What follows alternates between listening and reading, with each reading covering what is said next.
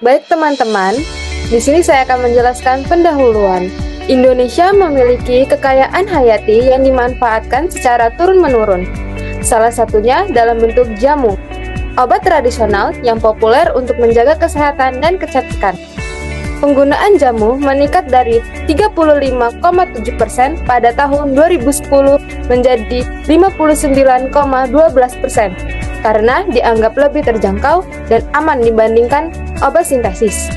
Namun, praktik tidak bertanggung jawab dengan penambahan bahan kimia obat seperti ibuprofen dalam jamu menjadi ancaman kesehatan. Dan kimia obat ditambahkan untuk meningkatkan efek farmakologis dan nilai jual, meskipun melanggar aturan seperti Permenkes nomor 007 tahun 2012 dan BPOM HK 000541 1384 tahun 2005 yang melarang penggunaannya. Ibuprofen adalah analgetik dan antiinflamasi non-steroid yang sering ditemukan dalam jamu pegalinu. Penggunaan jangka panjang ibuprofen dapat menyebabkan gangguan pencernaan, iritasi lambung, pendarahan, gastrointestinal, hingga kerusakan hati dan ginjal. Penelitian sebelumnya menunjukkan 4 dari 5 sampel jamu pegalinu di Cirebon mengandung BKO atau bahan kimia obat seperti ibuprofen, paracetamol, dan asamefenamat. Penelitian lebih lanjut dilakukan untuk mengidentifikasi keberadaan ibuprofen di jamu pegalinu di Pasar Besar Kota Malang menggunakan metode kromatografi lapis tipis karena pasar ini merupakan pusat distribusi tradisional terbesar di kota tersebut. Selanjutnya yaitu bahan dan metode. Yang pertama yaitu ada alat dan bahan. Alat-alat yang dibutuhkan yaitu ada chamber KLT, alat-alat gelas, lampu UV, pipa kapiler, Erlenmeyer 250 ml, beker gelas pipet volume 10 ml, pipet tetes, kertas saring, neraca analitik, batang pengaduk, spatula, kaca arloji, pinset, corong pisah, penangas air, labu terukur 25 ml, oven, vial, dan cawan penguap. Dan bahan-bahan yang dibutuhkan yaitu ada sampel jamu pegalinu, ibuprofen, metanol, etanol, kloroform, plat KLT, silika gel, GF254. Selanjutnya yaitu ada metode. Yang pertama yaitu ada pengambilan sampel. Pengambilan sampel ini menggunakan metode Farfus-Safe sampling dengan pertimbangan tertentu, seperti jamu pegalinu berbentuk serbuk, bermerek, memiliki atau tidak memiliki nomor BPOM. Sampel diambil dari beberapa toko obat tradisional di Pasar Besar Kota Malang. Selanjutnya yaitu ada preparasi sampel, yaitu dengan cara masing-masing sampel jamu lebih kurang 500 mg dimasukkan ke dalam labu Erlenmeyer 250 ml dan ditambahkan 50 ml etanol 50%, kemudian dikocok hingga homogen. Disaring menggunakan kertas saring, filtrat lalu dimasukkan ke dalam corong, pisah dan diekstraksi menggunakan 20 ml kloroform sebanyak 3 kali. Fraksi kloroform dikumpulkan, lalu diuapkan di atas penangas air hingga kering. Sisa penguapan ditambahkan dengan 3 ml etanol dan dimasukkan ke dalam filter. Selanjutnya yaitu ada metode pembuatan larutan baku hidrokuinone. Dengan cara 125 mg ibuprofen ditimbang seksama dan dimasukkan ke dalam labu ukur terukur 25 ml secara terpisah. Dan ditambahkan 2 ml etanol, sonikasi hingga larut, diencerkan dengan etanol sampai tanda batas. Selanjutnya yaitu metode pembuatan larutan kontrol positif. Dengan cara masing-masing sampel jamu dimasukkan ke dalam beker gelas, lalu ditambahkan 5 mg baku pembanding ibuprofen dan diaduk hingga homogen. Masing-masing campuran dimasukkan ke dalam Erlenmeyer 250 ml dan ditambahkan 50 ml etanol 50%, kemudian dikocok hingga homogen. Dan selanjutnya disaring menggunakan kertas saring. Filtrat dimasukkan ke dalam corong pisah dan diekstraksi menggunakan 20 ml kloroform sebanyak 3 kali. Fraksi kloroform dikumpulkan lalu diuapkan di atas penangas air hingga kering. Sisa penguapan dengan 3 ml etanol dan dimasukkan ke dalam vial. Yang terakhir ada analisis kualitatif dengan KLT. Pertama, plat silika gel GF254 dipotong dengan ukuran 12 x 20 cm. Jarak penotolan bercak diukur 1,5 cm dari ujung lempeng atau plat KLT dengan tepi bawah plat adalah 2 cm. Dan batas atas yaitu 3 cm dari tepi atas plat diberi garis oleh pensil. Selanjutnya, plat KLT dipanaskan dalam oven dengan suhu 105 derajat Celcius selama 30 menit. Setelah itu, pengujian dilakukan dengan penotolan larutan kode A dan B, yaitu penotolan sampel dengan replikasi 3 kali, kontrol positif, dan standar pada plat KLT. Lalu dimasukkan ke dalam chamber yang berisi fase gerak kloroform banding metanol 9:1. Maka dari situ dapat diketahui pergerakan komponen. Yang terakhir, setelah proses elusi selesai, plat silika diangkat dan dikeringkan lalu kemudian diamati di bawah lampu UV 254 nm untuk mengetahui pola kromatogram. Nah, di sini ada hasilnya. Sebelum dilakukan uji menggunakan metode KLT, produk obat tradisional Pegalino dilakukan uji organoleptik terlebih dahulu dengan dideskripsikan masing-masing diuji meliputi bentuk, warna, bau, dan rasanya dapat dilihat dari tabel 1. Ini hasil uji organoleptik dari pengamatan bau rasa yang sampel 1A, 2A, 1B, dan 2B itu bau rasanya yang 1A menyengat khas jamu, 2A menyengat khas jamu, 1B menyengat khas jamu, dan 2B menyengat khas jamu juga.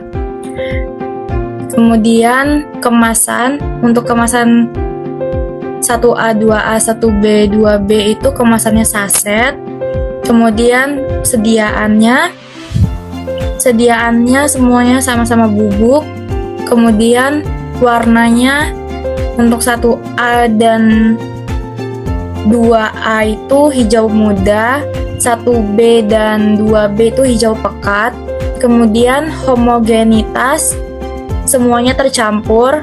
Untuk expired date-nya 1A bulan 4 2004, 2A bulan 10 2024, 1B dan 2B-nya tidak ada expired date-nya.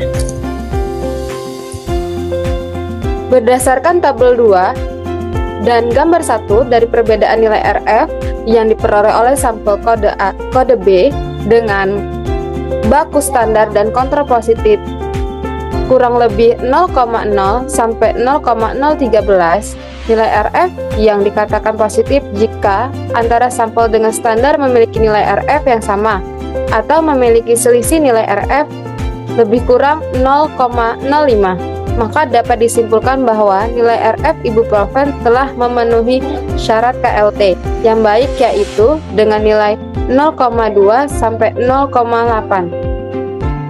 Di sini kita lihat gambaran pertama, boleh di zoom.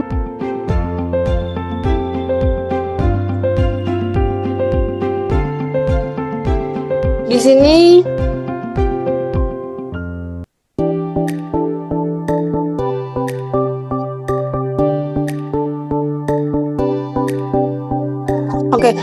di sini kita amati di baku standar ibuprofen, kita lihat di situ ada satu bercak noda, di kontrapositif atau plusnya itu ada satu noda, di R1, R2, R3 untuk sampel 1 BPOM itu ada 3 bercak. Terus di sampel 2 BPOM juga ada 3 bercak, dan di antara sampel 1 dan 2 sampel BPOM itu ada kontrapositifnya 1 bercak. Terus di sini ada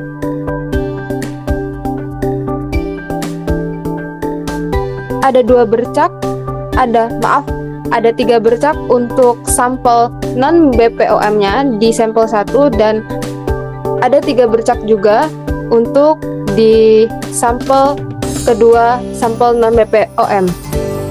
Dan di antara sampel BPOM dan non-BPOM di situ ada kontrapositifnya 1 bercak, dan di antara sampel 1 dan 2 non-BPOM di situ ada 1 bercak kontrapositifnya. Terus kita ke tabel 2 hasil nilai RF sampel. Larutan yang kita gunakan ada baku ibuprofen, 2 sampel BPOM dan 2 sampel non-BPOM. Jarak LUN yang digunakan 15 cm. Jarak tempuh kontrapositifnya yang kita gunakan 8,4 cm. Jarak tempuh sampel replika 1, 2, dan 3. Untuk sampel BPOM yang pertama, 3 replikanya mendapatkan nilai 3,2, dan untuk sampel kedua BPOM, 3 replikanya juga mendapatkan nilai yang sama, yaitu 3,9. Untuk sampel non-BPOM yang pertama, 3 replikanya mendapatkan nilai yang sama, yaitu 8,5. Untuk sampel kedua non-BPOM, 3 replikanya mendapatkan nilai yang sama juga, yaitu 8,6. Nilai RF replika 1, 2, 3 untuk masing-masing larutan itu untuk sampel pertama BPOM, ketiga replika mendapatkan nilai RF 0,213. Untuk sampel kedua, sampel BPOM mendapatkan nilai RF 2,260. Untuk sampel pertama non-BPOM mendapatkan nilai replika yang sama ketiganya, yaitu 0,567.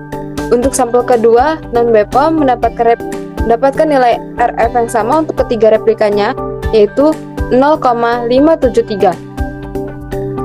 Rata-ratanya untuk sampel untuk baku ibuprofen kita mendapatkan 0,567, dan sampel pertama BPOM yaitu 0,213. Sampel kedua BPOM kita mendapatkan nilai rata-rata 0,260. Untuk sampel pertama non-BPOM kita mendapatkan nilai rata-rata 0,567, dan yang terakhir kita mendapatkan nilai rata-rata sampel kedua non-BPOM 0,573. Untuk kesimpulannya, yang pertama itu baku standar untuk baku ibuprofennya, negatif untuk sampel pertama BPOM, negatif untuk sampel kedua BPOM, positif untuk sampel pertama non-BPOM, dan positif untuk sampel kedua non-BPOM.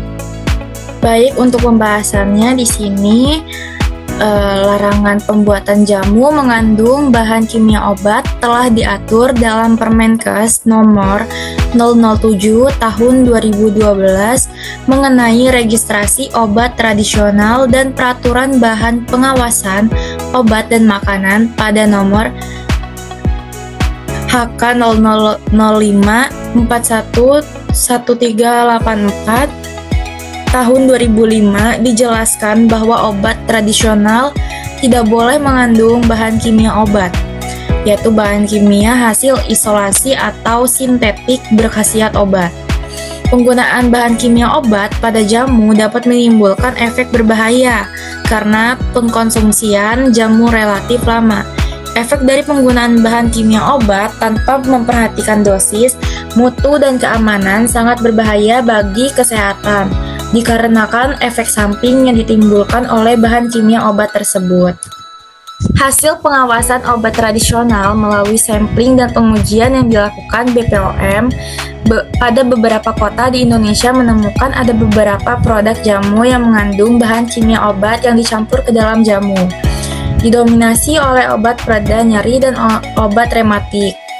Pada kasus ini, bahan kimia obat yang dicampurkan ke dalam jamu di pasaran adalah senyawa ibuprofen yang memiliki khasiat sebagai analgetik atau pereda nyeri, yang tidak boleh dicampur ke dalam obat tradisional karena dapat menimbulkan efek samping yang merugikan bagi konsumen. Oleh karena itu, penelitian ini hanya difokuskan pada uji identifikasi bahan kimia obat ibuprofen yang beredar di pasar besar Kota Malang dengan metode KLT. prinsip uji kromatografi lapis tipis yaitu untuk memisahkan komponen kimia berdasarkan prinsip absorbansi dan partisi yang ditentukan oleh fase diam, adsorben, dan fase gerak eluen. Selanjutnya yaitu kesimpulan, berdasarkan hasil analisis kualitatif yang telah dilakukan dengan metode kromatografi lapis tipis, ditemukan terdapat kandungan bahan kimia obat ibuprofen pada 2 sampel, yaitu sampel jamu bermerek Pegalino yang tidak memiliki nomor registrasi BPOM yang dijual di pasar besar Kota Malang. 2 sampel positif tersebut memunculkan bercak noda di bawah sinar UV 254 nm sejajar dengan baku standar dan kontrol positif dengan nilai RF 0,56 sampai 0,57. Perbedaan yang dimiliki kurang dari 0,05 sehingga sampel dapat dinyatakan positif mengandung senyawa bahan kimia obat ibuprofen.